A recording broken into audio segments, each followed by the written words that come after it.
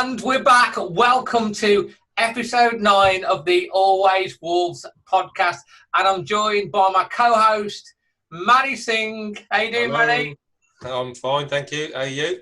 I'm good. And of course, yet again, by popular demand, we've got Ames back. How you doing, Ames? I'm good, thanks. Very good, thank you. Hello, everyone. You've had a busy few weeks, haven't you, Ames? Haven't you been decorating and stuff like that? Have been decorating. Sat at the desk that I put together of hellish IKEA flat pack. How long did it take you? 5 hours. I saw that on your story. And you know, when Honestly, you put it down, it had that many bits. I thought it's going to be like a leaning tower of pizza. This is honestly, no, I can't even. I said an hour to my mum. My mum predicted 3 and it was 5. So, IKEA flat pack from hell. Literally. But the desk is up now, so I'm sat at it now, so it's all worthwhile. And they say this is like the debut on the desk. So it's working out nicely. And me and Manny, we've had a couple of games of tennis. Yeah, we have. I've seen that. I'm very impressed. Your trips to West Park. I know we've got. It's good. That's a good fun. Fitness, but crikey, it wears you out, especially when you play singles and stuff like that. But our doubles team, Ames, is at the moment we're unbeaten, aren't we, Manny? Yeah, we played 2, won 2 against some of the cream of the tennis players of the West Midlands. Not, but you know, working our way up to next year's Wimbledon. In fact, we actually saw fellow podcast and journalist host Tim Spears at the when we played last week. He was playing his friend, and we have set down if he wants to. Maybe even Jackie, or even a thing that could be an interesting little challenge. Rival podcast tennis challenge. Yeah, that would be a laugh. But yeah, they were playing as well. But it was unbelievable at the same time on the court, but next to us, he was playing over on that court as well. But it was good fun. It's good to be back, everyone. It seems like so much has happened since we had the last podcast where we were doing our predictions, and now we're like, crikey, how many games into the restart? We've got 1 to go, and so many ups and downs. So, I mean, Ames, how have you felt about the general restart, how Wolves have done? Anything that stands out for you? Well, I feel like after we had the last podcast, we were all very optimistic. We were unbeaten with the first 3 games, got 9 points out of 3, and we were like, "Woo, we were going to win every game," kind of thing. And then I think the Arsenal game was a bit of a reality check that maybe things weren't as rosy and wasn't going to be smooth sailing, and that, you know, things could still happen and things could go in their way. But I think overall it's been, we've got 16 overall, which I think that's really good, beating last year's total already. So I think it's been really positive, and I genuinely think that the break probably has done them good. And I think they're slowly, the last few games, I think have had a lot more of the intensity that we used to as well. So I think they're getting used to the fans not being there, and I think it's been positive. I really think it's been positive, to be fair. And Manny? Yeah, well, you know what? Again, as Amy said, that Arsenal game was disappointing, but you're always going to lose. We're a second season team in this league, and 16 points in 8 games. A second away from a draw at Sheffield United and a win against Burnley. That would have been 90. Nobody in this league outside the top 2 usually gets 2 points a game over a season. So in the run-in, the last 8 games, we've averaged 2 points a game over 8 games. That is like top 2 form. So we've done I think we've done everything we could do, possibly. We've won 5 out of 8, and we've had the other, apart from the Arsenal game, the other 2 have been close to getting points from as well. So you cannot grumble with that, because at this time of the season, I think it is about results. It's not about fancy performances, but we've topped that up. We've seen some of the best goals this season we've seen in this little period. Surely, I think we have that. Goal from Neto, the goal. Yeah, the goal, the Neto. That was a cracking volley. the goal that we had, on the week on Monday, That was great. Moutinho pass. I think 5 minutes of the match we missed because we kept rewinding it back, to keep. How the hell has he chipped it like how he chipped it to Doherty and he didn't break stride and the smallest man on the pitch. Well, there you go. How tall are you, Amy?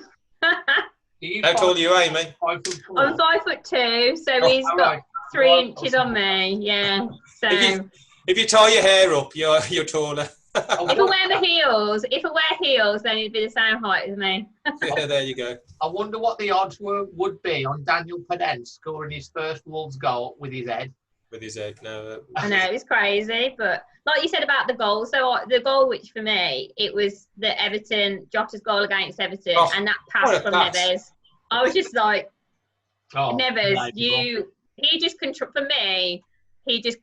that game. I know Pedence had a really good first start, but for me, Neves in the midfield, then I was like, you're getting to be a complete player, you are. And he's our best player since restart, no doubt. Yeah, and I still think you've got room in the tank to go up another level as well with Neves. I just think this, especially from the restart, but this season he's just come into his own. Yeah, I describe that as being like a quarterback in American football and in throwing it to the receiver.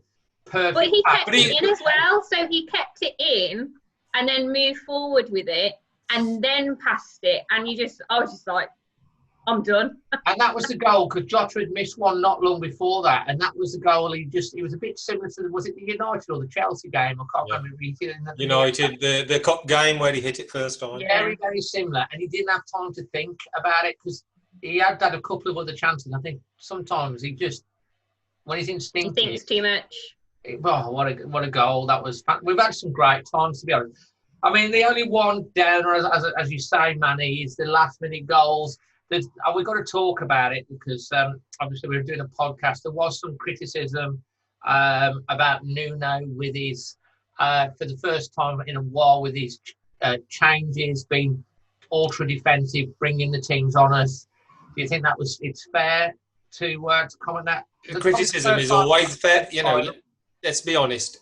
Every manager, Mourinho or Guardiola or even Klopp, do you reckon they've made mistakes during this restart? All of them have. It's part and parcel of the game. So you've got to always look at the bigger picture. Yeah, he probably looks at it and probably thought we should have maybe kept on the front foot. But still, it took an extremely horrible decision that could have gone both ways. And that was a really good performance at Burnley. It wasn't like we were on the ropes for the last 15 minutes. It was only the last couple of minutes of that we sort of went into the shell. I didn't think it was too bad on the management side. So I thought the criticism, trying to compare that to, what he did at Wembley, where he did make a conscious decision many minutes before the end to change the way and bring off his attacking players, and it suffered for it. So he's going to learn from that. That's part and parcel of the game. And what has he done since then? He's won. He comes back and he wins. He had the defeat. Sheffield United came back and won. He had that last minute, heartache against Burnley, came back and won. He learns straight away. He knows what to do. He changes the team. He's not frightened. I mean, the team against Burnley, nobody could have predicted that. He changed everything, didn't he? I think there was the free Podence campaign, wasn't there? Yeah, free Podence. He ended up playing Podence and Traore in the same side. He was hungry, wasn't he, Podence? He's made a big impact since he's come in. He is quality. What did you think of that penalty? I mean, it's our friend of Wolves, not Mr. Mike Dean, gave 2 added time penalties to Cardiff to try and kibosh promotion party, and it kind of felt a little bit like that again. Doherty handball, the ball clearly did hit his hand, but by the letter of the law, shouldn't it be a deliberate handball? Was he not defending his face? I don't know. I mean, there's what a lot do you think, Amy?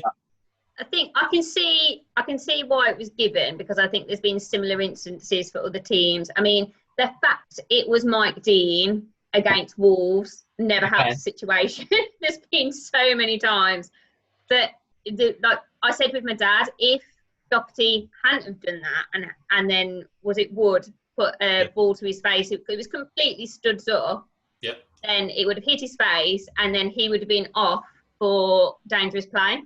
So it does seem a bit unfair. I can see why it was given, because it's the handball rule again, isn't it? It's that anything is a handball, not because they changed it from it being a deliberate handball. Not for the defensive side, I don't think. From defensive side, it has to be some sort of deliberate intent. From attacking side, it can be accidental. I didn't realise. I thought it was. That's the one thing that is really annoying. And with the VAR is if you're in the defence and it happens to hit your arm, they carry on playing normally. But if you're an offensive player, it hits your arm by accident, as has happened many, many times, and then you score, it gets disallowed, and it's different. And that's the thing I think that was really annoying, is the fact that it wasn't a clear, I'll put my arm up to stop. Why would Doherty do that? The guy was so... It wasn't clear. I mean, his foot was so in the air, and be honest, it's just a natural instinct, isn't it, to do that? Like, you don't want your eye out, do you? You know, Dermot Gallagher on Sky analysed that decision straight away. And he said if he was a VAR official, he would have looked at two things. Number one, in the last second of the game, is Chris Wood entitled to go for that ball? Yes, he is. He's trying to score. They're losing 1-0. Number two, is Matt Doherty entitled to jump up and protect himself from a dangerous boot not far away? Yeah, he probably is. So actually, the correct decision would have been to just play on, not give a free kick for dangerous play. It's just an match incident and actually play on. So, you know, VAR, when everything gets slowed down and you have still pictures, it reduces the argument of what happens at the time because it doesn't look the same. Mike Dean, just a few facts on Mike Dean. Mike Dean's made 46 key calls he's made this season, key decisions, and he's only got 26 of them right? 26. Mike Dean, out of 22 referees, has a rating of 2.91 by UREF, who analyse referees' performances and look at what fans say about referees. So they look at like our opinions of other neutral matches as well, not just biased opinions. And he's 22nd of 22. He's got the worst rating. Now, if you're only making 60% of your decisions right and you've got the worst rating out of all the referees, I'd expect to be pulled into the office and either book my ideas or relegated or demoted or even that's what they do, isn't it? They put them down into the Championship or League One for a while. So there's a problem there. It's not just did Doherty, it's Mike Dean has got a problem. More yellow cards than anybody else. In the top 4 of the 22 referees. More red cards than any other referee. And plus then he has more key calls. Yeah, he makes 46. Other referees are on like 20 or 30 key calls. He's made 46. So he always wants to make a decision. He always wants to be centre of attention, it seems. And that's what the fans say about him, not just us, all of the fans. So that really needs looking into. Why shouldn't it be looked into? It's millions of pounds, this league is.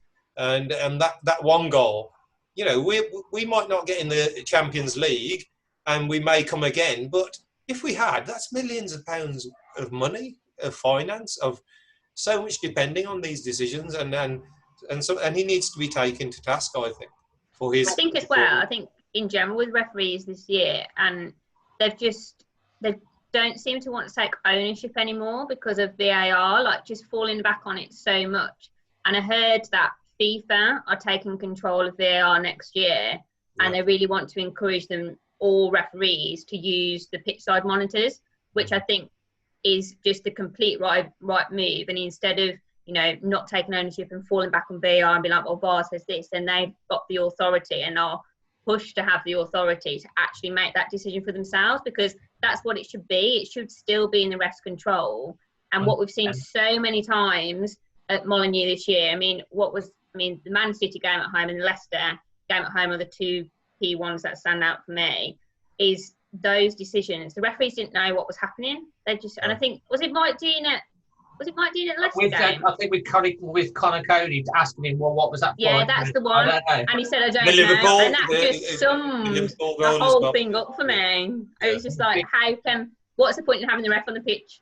There's no point in having the ref on the pitch. Actually have been able to make the decision. I think hopefully I'm hoping that the offside rule, the way it's been implemented, and we would talk about this accidental handball, excuses to rule goals out and the way it's being communicated in the stadium and for the ref. I'm hoping that for next season, that will. I mean, when you're watching it on the TV, you can kind of understand what's going on because the TV companies are showing the replays and stuff. When you're in the stadium, as you know, you stood there like looking at the screen. What's happening? What's going what on? Are they checking for? And also the way that it just completely turns the atmosphere as well. So it's a Man City game at home just after Christmas, and it was like everyone was the atmosphere was unbelievable at the start of the game. Then they had those VAR decisions with the penalty, etc. No one knew what was going on, and the atmosphere just turned. It was like a sour grape just fell, and everyone got really angry, and it just ruined it because no one knew what was happening. So that they did an analysis. Euref did an analysis on how many of the decisions have they got right on offsides, whether we like it or not, because obviously it's all minute and it's a toe and it's, that's what they've gone with. So in that respect, they've improved offside decisions by, they said 9% from last year. 9. Is it worth all the aggro and all the heartache and not knowing and fans celebrating, they're not celebrating?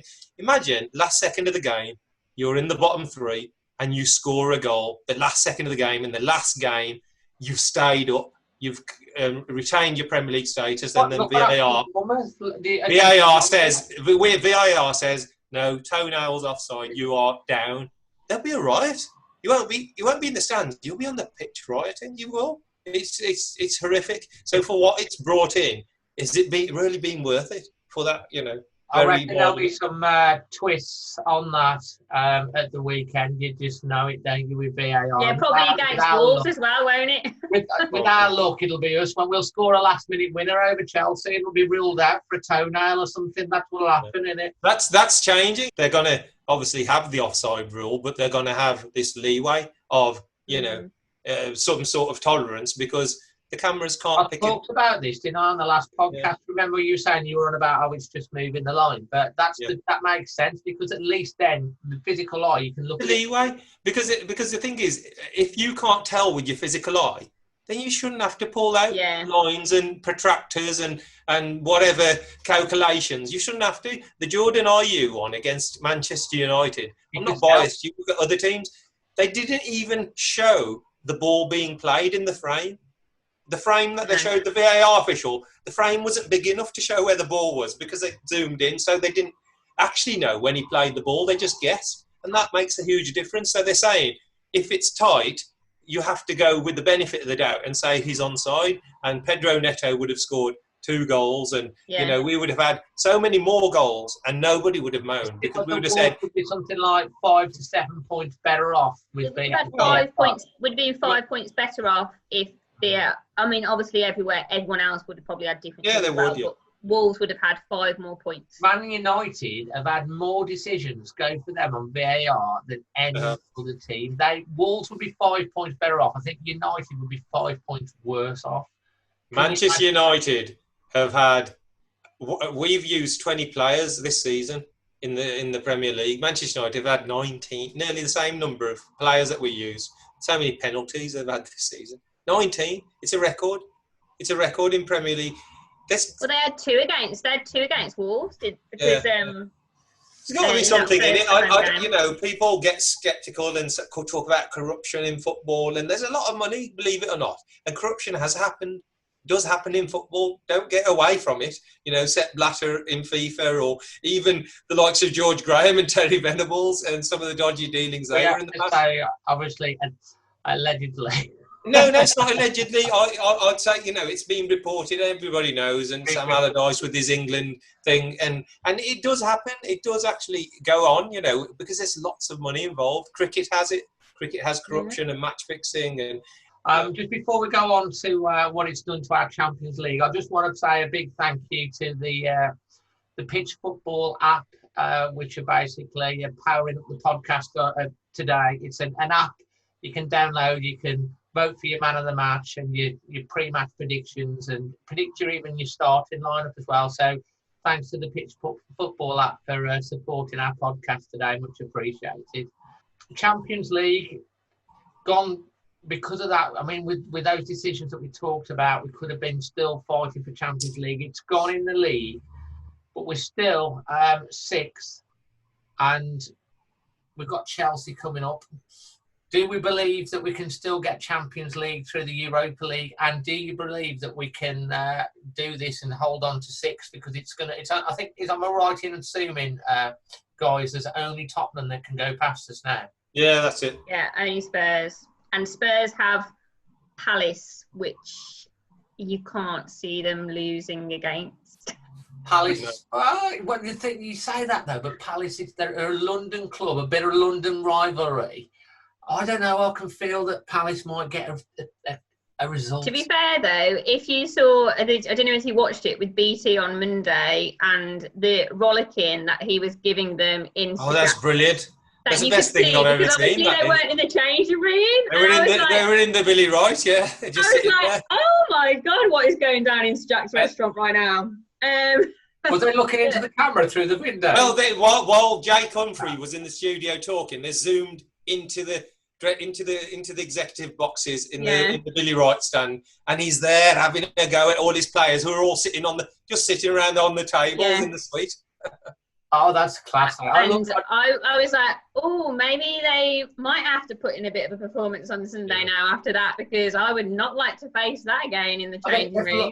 They've lost 7 on the bounce, and at one point they'd won something like 5 on the bounce, and they were like so close to pushing into Europe. So they need a little bit of a pride. Maybe they will do us a favour. I think you can just forget about Palace and Spurs. It means nothing to us because we're going to beat Chelsea. Because we're going to actually beat them. If Wolves win, if Wolves beat Chelsea, then there's no question about anything. That's what I'm saying, and we're going to beat them. It's not even a question about not beating them. We are actually going to beat them. We don't lose in London. We're better than Chelsea. I don't care what anyone says. Our players are better. Our team's better. Our manager's better. Our ground's better. Our stewards are better. Everyone's better. And we'll beat Chelsea. I mean, we do need to get them back for that 5-2 hammering in September. I am a bit nervous, but I just think it's just being a Wolves fan. You just sometimes I find it hard to be like, oh God, it's going to happen. On my Chelsea prediction, when I said after I did the Premier League thing, I had Wolves scoring an added time winner to win it 3-2. Lovely, thank you. I mean, I'd take that as long as it wasn't disallowed by VAR. To be honest, I think Chelsea, they've got the FA Cup final as well the week after, so they should, worry about. I think Chelsea are going to beat Liverpool tonight. I wrote this down earlier. I think Chelsea are going to beat Liverpool tonight, which means they are pretty much guaranteed to finish in the top 4 because obviously United and Leicester have got to play each other on the last day, and so you would say that Chelsea would be pretty set by Sunday to be in Champions League, which means that maybe they don't have as much to play for. Go on, I think Liverpool are going to win tonight, believe it or not. I just think they lost their last game. They're getting their trophy lift in front of 80,000 people, none, at Anfield. So it's a big day for them. I think they'll just come back and beat them. No, I think it's what? Just you imagine this now. We haven't finished above Arsenal in my lifetime. Well, I was 1 year old, apparently, 1970. Arsenal haven't finished outside the top 6 for 25 seasons. We're going to finish above Spurs, right? We're going to finish above Arsenal, and we're going to finish within a point of Chelsea. Possibly only a couple of points away from Manchester United. This is Wolverhampton. We're here to stay, man. We're going to do things, honestly. We've shook this league up, and people are looking around. Honestly, people have got to sit up and take notice. No more nerves. I think they will now, because I think there is a lot of, especially at the start of the season, because we had a really good season last year, and I think it took us ages to get that first win. And I think a lot of people are like, second season syndrome, and to be guaranteed to finish 7th, and we've got it in our hands to finish 6th. I mean, what was it when we got relegated to League One? 7 years ago, we was relegated to League One. 6 years ago, we got promoted from League One. Few-ish seasons in the Championship, but you don't know, you're just so I feel just so grateful and just enjoying the moment. The fact that we're kind of a bit sad that we're might only finish 6th because of a few VAR decisions or something. Like, it's crazy. It shows how far we've come, doesn't it? It's to be fair, unbelievable. And it, you know, when Jake Humphries was on about it being the project the other night, and I just think that is what it is. It's a project, and it's got he sort of put involved. Rio Ferdinand in his place, didn't he? Rio sort of was on about Jimenez and if Manchester United came in, and Manchester United would be a good fit for him. And Jake Humphrey says it's a project at all. Why would you want to leave you've got a chance to be a club legend forever. You won't do that at United. No disrespect, unless he goes 5 seasons and scores 30 goals a season. At United, he'll be just another great player. At Wolverhampton, he'll be remembered in 50, 60, 70 years' time. Remember that time Raul Jimenez was. A lot of these players will, if they go and win the Europa League and then, get in the Champions League next year and then finish top 4. I mean, Fosun have got this 10-year plan, haven't they? We're only in year 4 and we've already improved the points total from last year. The worst case scenario, we finished 7th, but we've got more points. It's an improvement, and we've still got the Europa League to come. And I believe we will get 6th as well. I do believe that we're going to do it. Have we? Is it 57th game on Sunday? 57th. 57th, and we've lost. Year, isn't it? Is it and we've lost last July. We've lost August. 12, I think. 12 games, including the cups. The longest season ever. It's the 25th of July last year it started. It was a Thursday. I remember it was really hot. It's like the hottest day ever. It was really boiling, it was, Yeah. It was a night game, and then it'd be the Sunday that the season finishes, but it hasn't really finished because they've still got the Europa. So. Got a little bit of downtime, and then we're up and running again. We've got about a couple of weeks, and then we're up and running again. What did it say that Wolves are like the first Premier League team to win a match in the same season in 2 Julys or something like that? That's right. They did say something like, Wolves. I heard that. Some weird. Wolves have won, 2 matches in separate Julys in the same season. But I think it's just, you've got to just enjoy it, haven't you? Any Wolves fan that moans at the moment just needs to be took back however many years. Give their head a wobble. Yeah, absolutely. But no, I'm positive for 6th. It's nice that it's in our hands and we've not got to rely on other teams. It's a bit frustrating because of the decisions that we've said in the last minute goal, and we're not used to conceding last minute goals. So then we need to obviously I think we should, just for fun, give ourselves a score prediction. I'm going to give you time to think, Amy. I'm going to go with Manny first. What's your score prediction and who's scoring at the weekend? I've slightly changed from my earlier 4-0 prediction and just come back down to earth a little bit. Now, I think we're going to be on the front foot. And I really think that Chelsea will need to win the match, and the pressure will be on them because they'll lose against Liverpool tonight. That's my feeling. And we'll take it to them. We'll play with no fear and we'll win. And it will be 2-1. Won't be easy, it never is, but we'll win, and we'll win playing with good football. And who's scoring? Goal scoring, I'm going to go for Jota, and we'll go for Neves. He's due a goal, isn't he? And he's played really well. 2-1, Amy? Well, I'm always a bit fearful of predicting scores for matches, but my score against Palace was right. 2-0, so that's given me confidence going in to predict this one, which feels like quite a big game to predict. And as you were talking about it, I was thinking when I was making a drink, I was like, right, what's the score going to be? And I did think 2-1 myself, so I think it will be 2-1 too, which seems a bit like a cop-out, and I'm predicting the same score, but I did think that before. Who's scoring? Oh, God. I think Jimenez, just to finish his season off with a goal, especially after the baby being born as well. Yeah. He's probably got a celebration lined up, hasn't he? Yeah. And then I'm going to go Bolly. I just feel like Bolly might get a header on one for the last day of the season. Bit of a red herring there, but that would be great. I love Bolly, and as long as it don't get disallowed by handball.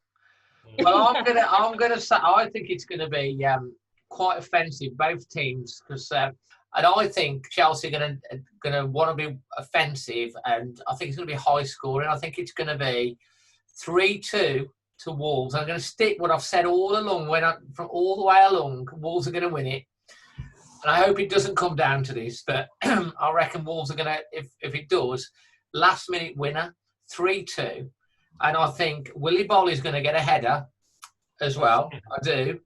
I think Raul is going to get his record as the top scorer in the top flight for Wolves, beating John Richards' record. I think he's going to be on fire after the baby and all that stress run. I think he's going to be on fire and he's going to want to do the celebration, which might be that. And Traore is going to score on a breakaway with Chelsea pushing forward an added time, and he's going to finish it, and we're going to all go mental. Just cancel the match, cancel it, call it off, it's done.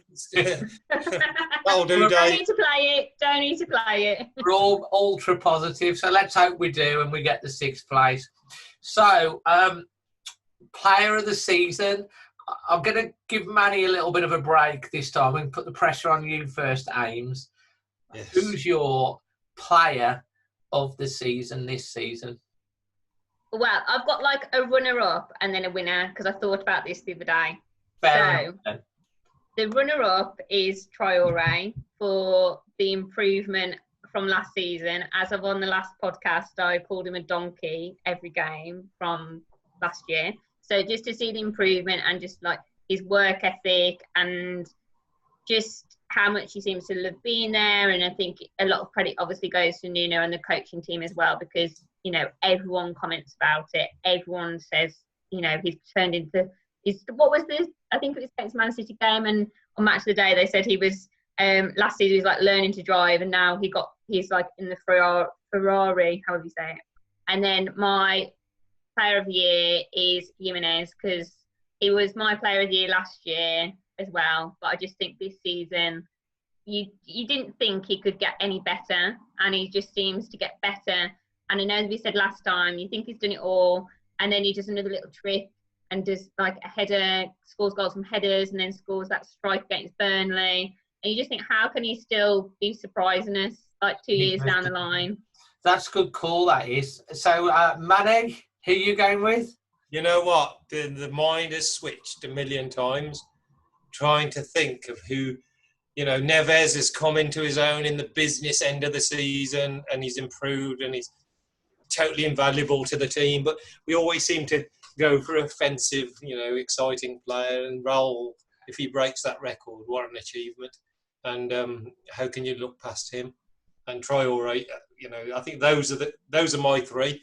Connor Cody, always, bless him, yes, always. That was my third. His shirt's Connor up there, Cody. not put his shirt up. Unsung hero. Player of the year, Raul Jimenez, if you look on stats, facts, what he's done, how invaluable he is. Okay, well, my call is I'm going to do a most improved and a most player. Improved, yeah. I'm going to go a bit like you, Ames.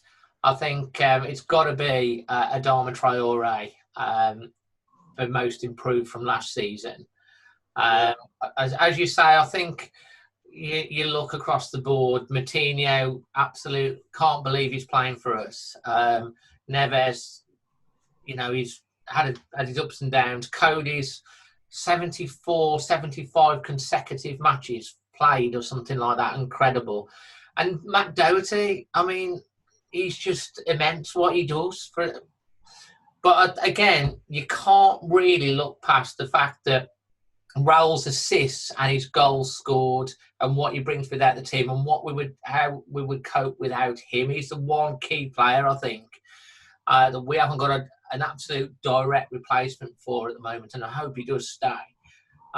So I hope he gets the record against Chelsea. That would be amazing. So probably just edging it, Raul Jimenez as player of the season. I think we've all gone for that, haven't we? Yeah. Raul Jimenez. So I think it'll be unanimous amongst the fans. You know, I think. If you're listening, are they doing a vote this year? Because I know I was joking about this. Remember when you had your old season ticket and you used to have to rip it out and hand it in, and then last year it was on the app. I think it's been on the app for a few years now, but I've not seen anything come through. Everything just went on hold because of COVID, didn't it? I mean, any sort of a lot of people have cancelled their awards and stuff like that because they're just not going to happen, are they? So I don't know whether they will do something last minute or they'll wait till Europa League, that gap between the league ending and I Europa might League. do actually, and do it then, and keep the engagement with the fans. To be honest, it'd be interesting to see how that one plays out. I guess we'll get some news on that. But yeah, absolutely fantastic and well deserved. And whilst we're on, I think we obviously want to wish Raul, Jimenez and Daniela congratulations, as we just touched on the birth of their first child. Their daughter. Aria. There's something. I think that's based. Her name is based off Arya Stark out of Game of Thrones, and Arya Stark, their symbol is a wolf on Game of Thrones. Did you know? Oh, is that right? Oh, yeah. They just love it though, don't they? Like, they both seem to just love being in Wolverhampton and like love supporting Wolves and everything. So yeah, congratulations to them both. And we do wish you well, and they're such a lovely couple as well, and they've really embraced Wolverhampton, and Daniela, and it's just great to see, isn't it? And I think whenever they do move away from Wolverhampton and the area, I think it'll always be kind of home to them as well. Because of now they've got a kid born and bred in Wolverhampton. She'll always want to come back. It's always going to stick with her. It'll always be on a passport. Always be on a passport, yeah. That's right, it will be. It's absolutely fantastic. So congratulations to them. Brilliant news, and good timing as well, hey? Impeccable timing into the box. Like one of his runs, somebody said, after the end of the match and then before, with plenty of time before the next match. So I reckon it's going to be on fire for Chelsea. Yeah. So one other thing that I want to touch on, which obviously there was the announcement by Boris and the government that stadiums should be able to, hopefully, if everything stays good and there isn't a massive resurge, that the stadiums could start to open from October. And it's a question that I want to put to you both to answer. When the stadiums do open, do you think, because how they do it, because obviously we've got 20,000 season ticket holders, 10 plus walk-ins, and then 10,000 on the waiting list. If it's socially distanced, how many they would be able to get into the stadium? And do you think they should do it in a phased way? Whereas, if you've got X amount, you can go, and if you're over a certain age, you can't. Or do you think they should wait until we can all come back at the same time together as one pack, like we were stopped from going as one pack? What is your thoughts on that? Well, I had a conversation with someone the other day about like social distance, everything. One of my friends, a friend of a friend, works at the Spurs ground, and they'd done the calculations that if they obviously, what's the capacity of that stadium now? Is it 70, 60 something, 60, 70? If they made it so everyone was socially distanced in their seat, their capacity will be reduced to 3,000. Wow. So 3,000 if everything was proportioned, so you were 2 meters apart from everyone. Isn't it? That was based on the 2 meters. Yeah. So, and you think if things were to surge again, will they go back to 2?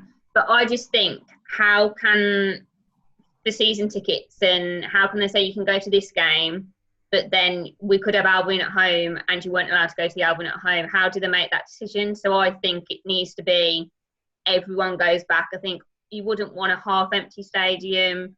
It should be everyone goes back together. And I just think I would rather wait under 6 months until go back at the same time as everyone else. Yeah, 100%. Manny, your thoughts? Obviously, everybody wants to go back together. You want to see a full stadium. You want to see everybody roaring on. But people also want to see football. Football's not just a game where people, went and saw their team. It was them going out. For some people, it was the only thing they had in their lives. There's a lot of people sitting at home now who don't have that outlet of going out, whether it's 3,000 fans or 10,000 or 30,000. So it's a bit more of a picture to just getting society moving again. Yeah, I'd prefer everything to be open and we all go back together and it's great and we're all full and happy. But I just don't think it's going to happen. I think they're starting trials. They've been asked Premier League clubs to do trials as well and do I don't know how they're going to do that before the October, so it's not such as they can just in October say, okay, we'll allow 5,000 fans in, and this is how we're going to do it. How do you pick? This is the point. How do you say? Well, do it? That's not a problem for me. That's not a problem. That's not a problem for me. I don't see that as an issue. Other fans do, right? I think that's fairly straightforward. You know, I was in a TPS scheme, if you remember that. Do you remember TPS scheme? Yeah. In 2003, the demand was high and nobody could get tickets, and they basically guaranteed you 6 tickets a season, which is like 2 Band A, 2 Band B, and 2 Band C matches. And they were a lottery. You could get any of the, you know, matches, and you were just sent the tickets home, so you were guaranteed 6 games a season. So something like that, it's very. You can work out if you got 20,000 season ticket holders or 23 season ticket holders. You can divide things up, and it's a lottery, and some people will get to attend some matches and some people won't get to it. You're not going to attend all of them. If it's socially distant, you can't have this, I want to go to every single match. It just ain't going to happen unless they allow everybody in. So I get what you're saying, Manny, but at the same time, TPS was for people that obviously, it's like the membership now, that hadn't got season tickets. There's 20,000. But what it was a way of selecting people and selecting matches for you. And that's the way. That's the only way it can work when you. Like what Andy says, or if you got, well, you can go to Bournemouth at home, but they can go to West Brom, and that's or if they come up. That's lottery. That's how lottery works, Dave. And I think it'll end up being like that. But me, I'm with Amy. I think we're one pack. We stop going together, and you know.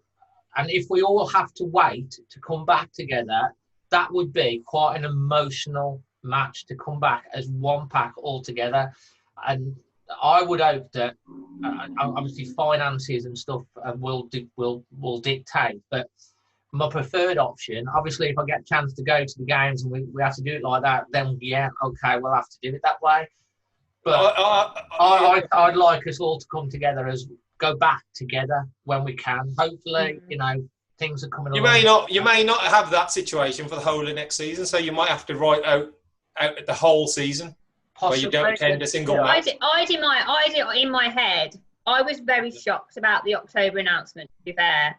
I was very, very shocked. I'd in my head written the whole of next season to be played behind closed doors, because until there's a vaccine, even socially distanced, I just don't see how that, even if you think you've got, you can manage the social distancing in the stadium with who's sat where, but there's still, if it was, say, half the capacity, 10,000 fans going to Molineux, that's, how can that, bringing that amount of people together, you can't manage that going to the ground or anything, like that's just impossible. I don't know, I think, you know, if it is going to be what it's going to be, but the ideal situation is, for me, is that everyone goes back together. I said to my mum the other day, like you say, it's going to be emotional. I said, you know, one of the things that I have missed the most is going to the football, and you say it's not just going to watch a football game. Like, I've always loved going to the football because it's time that I just spend with my dad, and I think that's the same for a lot of people. Like, my dad never had a son, so it was just like 2 daughters that he always dragged along to football, but then that's just become a way of life. And I said to him the other day, I said, you know what, we don't spend that much quality time together unless we're going to the Wolves, like we watch it on the telly together, but the actual proper time is going to the football. So and that's one of the things I miss the most. And I said to my mum, I said, I think I will be just sobbing when you get back there, like when you walk in and everyone's there, and it's such a social thing as well as just watching. It's not just a game, like people that say, oh, it's just a game, they don't understand really. It's not. It's people's livelihoods. Yeah. I think it will all come out in the wash. But I was on yesterday. I was on a Wolves Foundation Head for Health session, and you'll speak to people who rely on this, and they can't wait to get back in even any sort of form. So that's what I'm saying. The ideal, you know, it's great, one pack all together, everyone in there together, how brilliant that would be. And you're prepared to, your situation might be okay, that you're prepared to wait. Others, this is their only outlet to get out. Don't get me wrong, it comes to the point where, you know, that's the way it's going to be done. Yeah. You'll go, but I understand that we've all got our own needs to go to the game, but we all stop going together. And I want it all together. Of course I do. I want it all together. I want it to end and a vaccine found and we go back. But it is all being well, I mean, there is positive signs with the vaccine and obviously the treatments at the Oxford and the Cambridge, and there's a lot of advanced trials that, you know, the possibility that there could be out this side of Christmas with, if they, you know, they're 80% confident that it works. So let's hope it does. Because like football isn't the same without the fans. It's great watching it, and it's. I think if you watch Nuno's interview every time Nuno interviews, that's the first thing he says at the moment. And I think there's been not just Nuno, just match of the day and everything. It's the one thing, and not just for football. Like I've been watching a lot of cricket like the last few days, and sport just relies on fans and supporters and spectators. When England won that cricket match, when it was a brilliant, thrilling finish, and it was just so they just sort of gave each other high fives and walked off. And there's no fans, there's no rejoicing, there's no clapping, there's no lap of honour. And fans make sport. They make sport, and they make, especially that type of, you know. And it's like cricket. Liverpool tonight are going to lift the trophy. Don't speak to me about that. Do not speak to me. They're not going to be in front of their fans doing it. They'll be on £1 million, Dave. £1 million, ripping their seats out, putting on a stage, on their fireworks. £1 million, and there's not a single fan there. You know, for me, tragedy, isn't it? It's tragedy. They were on about furloughing their staff, and they're spending £1 million on fireworks. I think it's tragic. People have to realise, like Nuno said in his interview, people have to think differently. And even about spending money and spending £80 million on a defender and stuff like that. You've got to think differently for the moment, because he thinks about more than just the football. He thinks about society and the well-being of people. He talks in those, and he's talked in that manner this week as well. And it's really personal to me as well. I find it quite atrocious that a club would spend £1 million on a trophy lift where there's not going to be a single fan. They could wait, couldn't they? They could say, "We'll wait till and we'll do something really." Liverpool ain't thinking of that. They think £1 million spent on that and a global audience and millions of pounds. That brings them the image. That's what they think. They think that's £1 million that's invested in their brand, which makes them a bigger brand, and that's the reason that they're doing it. So I agree with you. It's a lot of money, but the revenue that they get off the back of that. And the global awareness they get off the back of it and the spectacle is going to be shown all over the world. So their brand is going to benefit 10, 20-fold off the back of that £1 million. That's a business decision. Well, if Wolves win the Europa League, I mean, that'd be amazing as well. But we probably won't have £1 million spent. We'll probably lift it like in the FIFA in the middle and do it that way. It'd be nice if we did, but again, we won't be there, will we, by the looks of it? I hope we get that far. I really do. Yeah, I hope we get that far. You think, just before we get on, obviously we will do a Europa League special if we get through the Olympiacos tie. Before we get on to listener questions and viewer questions, do you think we're going to get the job done against Olympiacos? I think it's going to be a different game. Definitely going to be different to what we've seen so far. I think they will. I think they'll beat Olympiacos. But we've kind of got the advantage. Feel more confident because they've got the away goal. But yeah, I'm confident with Olympiacos. The next round will be a tough one. It will be. Whoever they're two of the favourites. What about you, Manny? Confident. You know what? It all depends on what Olympiacos, what stage they're at, and I don't know what you guys know about the Greek season. Are they actually? You know, when's the last time they played? Was 24th of June, July. No, sorry, they have played. So they are playing. They were back before the Premier League, weren't they? 4, 5, 6. So they've won. Yeah, they have been playing. They've won 6 out of their 8 games, but it is a Greek league, so they are playing. They're in form. You know, they're in form. It's going to be a tough match. I think it's going to be a really, really tough match, tight match. It's all about potential score. It's all about getting through, isn't it? It's all about just getting the result, getting through, and giving you a chance in that tournament in Germany. I think that away goal is going to be, like what Ames said, is going to be important when we come to that. I feel, follow a bit the Olympiacos fans. They're quite confident, actually, that they will get the result. But they are a good side. But I think they are a good side. I think the fact that Wolves have been playing the level that we had in the Premier, hopefully up to more match fitness, they'll have that little break. Hopefully we'll get the job done, and then we can have a very, very exciting mini tournament in Germany to talk about. So let's hope we do have that. Did you get any questions, Manny? I didn't get no questions this time, Dave. I don't know if you've got anything. I do have some questions. Hold on. This is a question from BCWV. What positions do you think Wolves need to improve on? I think in the state that Wolves are in, they should be looking at possibly improving like all areas, because I think that we're not at the stage. We're at the stage where we've achieved so much with a group of players, and now we should be thinking of how can we be better in midfield, more attacking maybe to support the attackers quicker. So I've always said, maybe somebody in an attacking midfielder number 10 type role, but do we play that type of system? Will that be something we do because we have the sitting midfielders? In our full-back positions, I think we're quite blessed, but Doherty, when he's replaced, we're having to put Traore back there, so maybe somebody on the right-hand side. In the centre-half positions, Bennett ain't got really a future at Wolves, I don't think, so we've only really got Max Kilman and dropping Dendoncker back, so maybe a centre-half, and then the one that we haven't got is a replacement for Raul.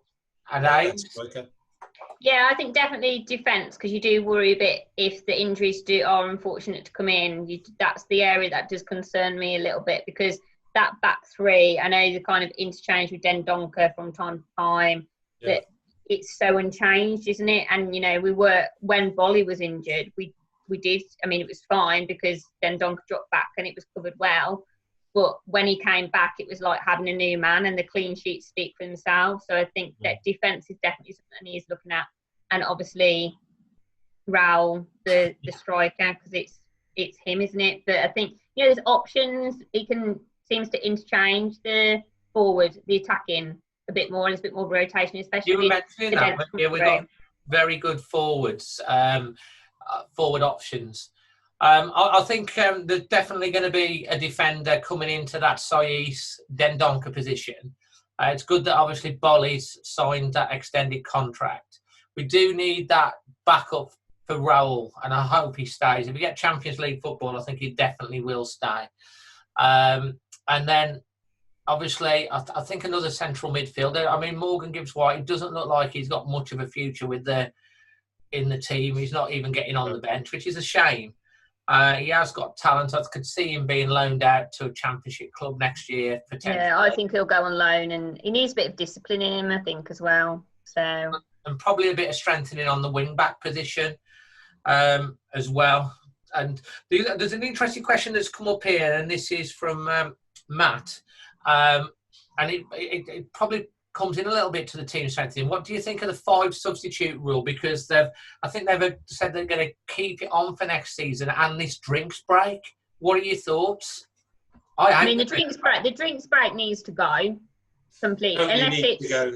Unless it's like 30 degrees or something, drinks break needs to just. Don't you think it's turned into a tactical timeout? Yeah, it's not a drinks break. What it was designed to do, it's not that. It is actually the manager getting his players around and coaching them again. If it was a drinks break, Nuno wouldn't be allowed to go and talk to them. It'd be like them putting the bottles of water in front of them, have a sip, lads, put your bottle down, get back on the pitch, but it's not. And so it just disrupts everything too much for me. The drinks break, you might as well retime the whole match then, have 4 quarters, because that's what it is. You might as well retime have 4 quarters. Yeah, I hope that don't come in next year. I just don't like it. You see them sometimes. I'm with Nuno on the 5 subs, Dave. And they're having a drinks break. What about the 5 substitute rule? I think they've said that's staying, isn't it, next season? Again, I'm with Nuno there. I'm not, 3 subs is more than enough. It gives you more ample opportunity to make changes and influence the game.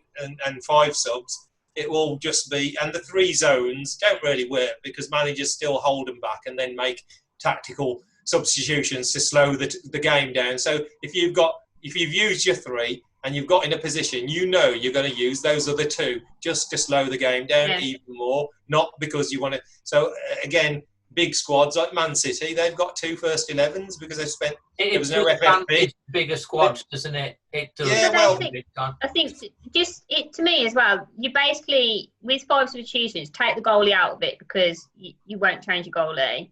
That's basically replacing half the team. Yeah.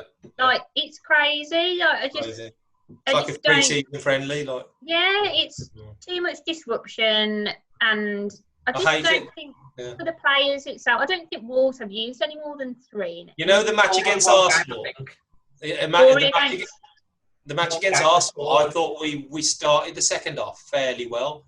We did. Which is they interesting. If they'd have scored early. Then suddenly the drinks break came, and then there were subs. And suddenly 5 or 10 minutes of the game just passed like that, with nothing happening, and we lost all momentum. And then they scored, and it was the end. And I just thought if there was not a drinks break and those subs hadn't been made, because what Arteta did was he saw the drinks break through. They went back on the field. A minute later, Arteta got the subs on. So he didn't use them in the drinks break because he wanted to slow down the game even more. And it was huge. It was huge to the influence of that game. Normally, I think we would have carried on with that wave we had and maybe possibly got back into the game. So I hate both of those things. No, and I very much hope that the drinks break don't come in next year. I mean, like you, I think 3 subs is more than enough. And it only really works in the favour of the bigger squads. And it, like as you say, it tends into be a tactical. And I mean, if it was to continue, I think you're right. I think the coaches and stuff, it should be drinks there, independent people passing the drinks out, and there's no coaching because that's what's happened. It's supposed to be just go off, have a drink, and they stand. Remember Hull City and Phil Brown with his go on the pitch at half time. That's what's happening at every match now. Every match you see the zoom in and the Guardiola's going mad, and and it's not. That's not football. Football is once you cross the white line, it's down to you. I've had my bit. You've got, you go and perform. And the thing is, they're all doing it because everyone else is doing it, isn't it? You could say, you know what? Just another thing. Has Jordan got on the pitch yet? Does anybody know? 7 minutes. 7 minutes. Still on the touchline, Manny. You know what? When I want to see that, that tablet. They've all got tablets now. It's no fag paper. They've all got the tablets at play. And they were showing him all the tactics and saying, this is. There was like 30 seconds to go, and he had that much instructions. I was wondering, what are they showing him? What is he doing? Watching like an episode of some soap in Portuguese or something? I don't know what he was doing. I felt for him. Anyway, it's been an absolutely brilliant podcast again. We've covered some juicy subjects in this one, and it's great to have differing views and across. And if you're listening to this, the things that we've talked about with the Premier League, with the drinks break, you're watching it on YouTube. Leave comments below. Give us a rating on the podcast. Leave us your thoughts or any subjects that you want us to cover in the next one, which will probably be in a couple of weeks, 2 or 3 weeks' time. Just before we finish off, Ames, what's your socials? Instagram is Amy Had, so AMYHADZ. There's a lot of cat content on there. Yeah, so if you like your cats, Ames love her cats, or she builds flat packs from IKEA. And you, Manny? Pedalsing on Twitter, so that's where I'm mainly on with the football. Hopefully, do something soon. Are you doing just quickly? Are you doing that? We haven't. To be honest, we sort of held back a little bit. But I'm just thinking Europa League. Let's see the Olympiacos, and then we just I don't know. A Europa League. I don't know if the Germans eat samosas. I don't know how I'm going to twist that one in, but we'll with something maybe for that. I don't know. I'll see. And you can get me on my socials. Just search Dazzling Dave on Instagram or Twitter or Always Wolves Facebook page. There is now, so you can like that. Guys, it's been an absolute pleasure. Thank you so much again. And as I say, tune in for the next one. And hopefully we'll be settled into Europe, fingers crossed, and we'll be looking forward to even winning the Europa League. I believe. Until the next one, from Ames, Manny and myself, always Wolves. Always Wolves. Thank you. Always Wolves.